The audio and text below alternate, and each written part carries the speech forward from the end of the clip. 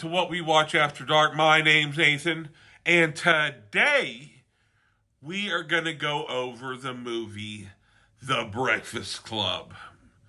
Written and directed by John Hughes, it stars Emilio Estevez, Judd Nelson, Molly Ringwald, Ali Sheedy, Paul Gleason, Anthony Michael Hall, and John Keppels. It had a budget of only $1 million. It grossed $45 million in U.S. and Canada. Opening weekend, it did $5 million, and gross worldwide was $51 million. But this movie had a life on VHS and DVD. And now streaming. I saw this on HBO, the Max channel or whatever. HBO Max or whatever they call it. But it's a really good movie. And I'm going to go ahead and tell you right now, to me, let's roll the trailer. It is now 7:06. You have exactly 8 hours and 54 minutes to ponder the error of your ways. Any questions? Yeah. Does Barry Manilow know that you raid his wardrobe? A brain, a beauty, a jock, a rebel, and a recluse. Can't believe this is really happening to me. Before this day is over, they'll break the rules. Chicks cannot hold their smoke. That's what it is. Bare their souls. I'm a nymphomaniac. Are your parents aware of this? Take some chances. Being bad feels pretty good, huh? And touch each other in a way they never dreamed possible. Why'd you do that? Because I knew you wouldn't. The Breakfast Club. They only met once, I don't want to be alone anymore. You don't have to. but it changed their lives forever. I mean, I consider you guys my friends. I'm not wrong, am I? Universal Pictures presents Emilio Estevez, Paul Gleason, Anthony Michael Hall, Judd Nelson, Molly Ringwald, and Ali Sheedy in a John Hughes film. Why are you being so nice to me? Because you're letting me.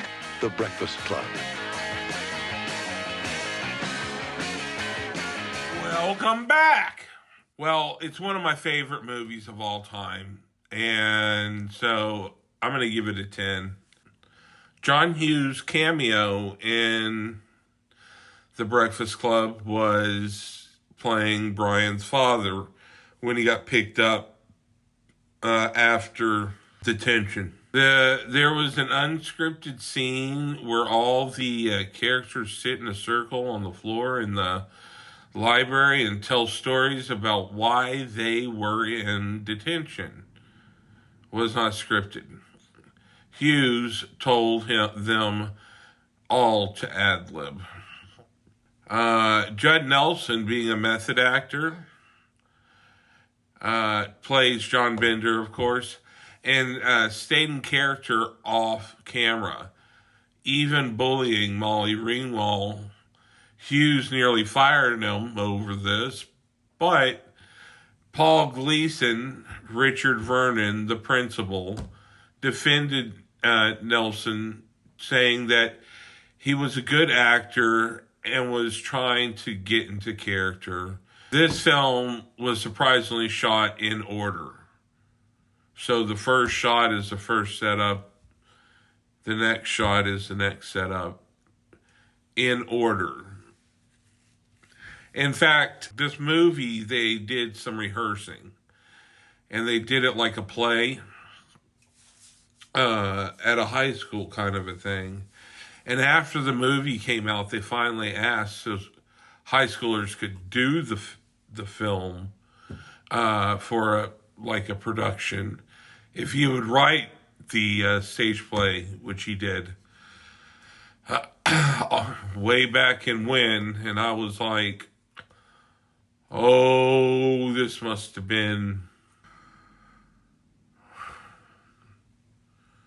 Sometimes you just have to ask yourself, why are you doing math?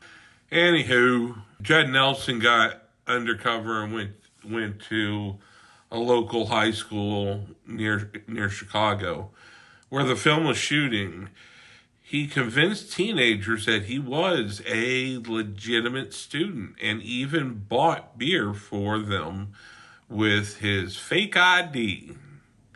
He was 24 at the time. I mean, Judd Nelson really tried to get into the capture, and not only that, but he captured it. Another interesting fact is what he wore to the audition is what he wore in the film. The Captain Crunch sandwich that Allison makes, it was Ali Sheedy's idea, her the actress, to give it an extra crunch. And like I said before, they rehearsed it like a play. And that was one of the reasons people asked for a play script kind of a thing. But whatever. It's a 10.